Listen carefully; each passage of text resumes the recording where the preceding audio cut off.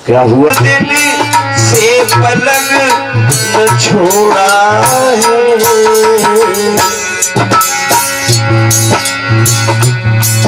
एक ने बराबरी सब पलंग, एक ने बराबरी सब पलंग। खेतों में अनाज बटोरा है,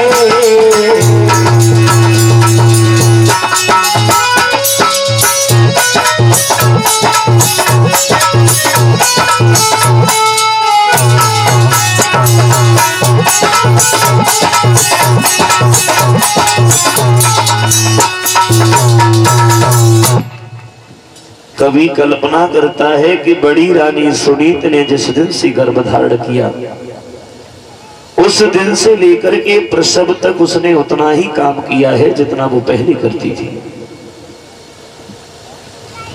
छोटी रानी सरोज ने जिस दिन से गर्भ धारण किया हजारों दासियां उसकी सेवा में लगी हैं।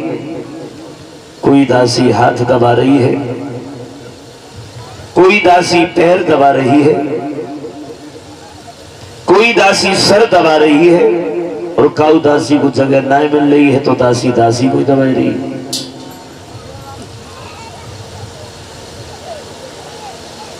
धीरे धीरे जब समय व्यतीत हुआ है, प्रसव का जब वक्त आया,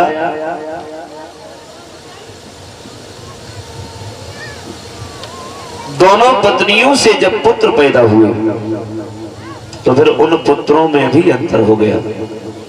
रानियों में तो अंतर था ही, लेकिन पुत्रों में भी अंतर हो गया। पुत्रों में क्या अंतर हो गया? बड़ी रानी सुनीत ने जब अपने पुत्र को जन्म दिया है उस झोपड़ी पर तो उसे कोई देखने के लिए भी नहीं गया। उस रानी ने अपने उस पुत्र को घास फूस के ऊपर लिटा दिया।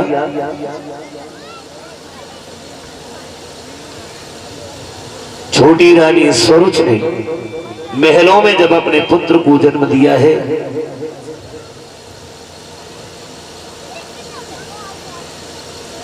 सब लोग उस बच्चे को लेकर के गोद में खिलाते हैं, पालना में झुलाते हैं, राजकुमार कहकर के बुलाते हैं।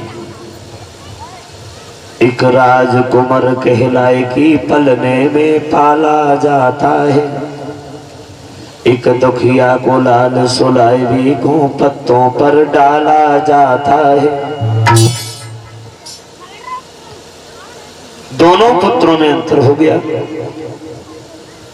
जब दोनों पुत्रों के नामकरण हुई तो सरोज के पुत्र का नाम विद्वान ब्राह्मणों ने उत्तम रखा है। महारानी सुनीत ने नारद की कही अनुसार अपने पुत्र का नाम ध्रुव रखा है। अब इस प्रकार से वो ध्रुव और उत्तम दोनों धीरे धीरे उस आंगन में बड़े हुए हैं। कितने बड़े हुए? ज्यादा बड़े नहीं हुए, ये छोटे छोटे बच्चों में खेलने के लायक हुए। दोनों जब 5 वर्ष के हुए तो ये दोनों जहां भी जाते हैं वहां साथ ही साथ जाते हैं, जहां खेलते हैं वहां साथ ही साथ खेलते हैं। इन दोनों भाइयों में बहुत प्रेम हुआ। क्या हुआ? लेकिन कुछ लोग यहां कह देते हैं कि दोनों भाइयों में प्यार हो गया। अब विचार कीजिए, प्रेम शब्द अलग है और प्यार शब्द अलग है, दोनों का अर्थ भी अलग है।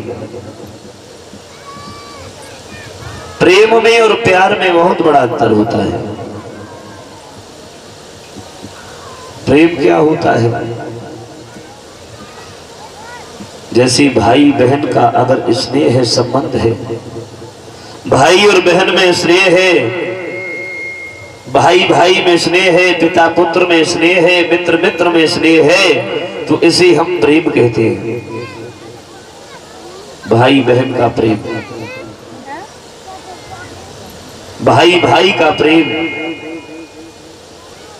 पिता पुत्र का प्रेम, मित्र मित्र का प्रेम।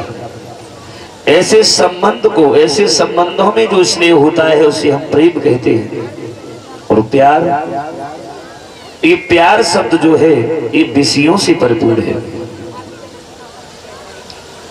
जैसे पति पत्नी का प्यार, पति और पत्नी के बीच में जो संबंध होता है उसे हम प्यार कहते हैं।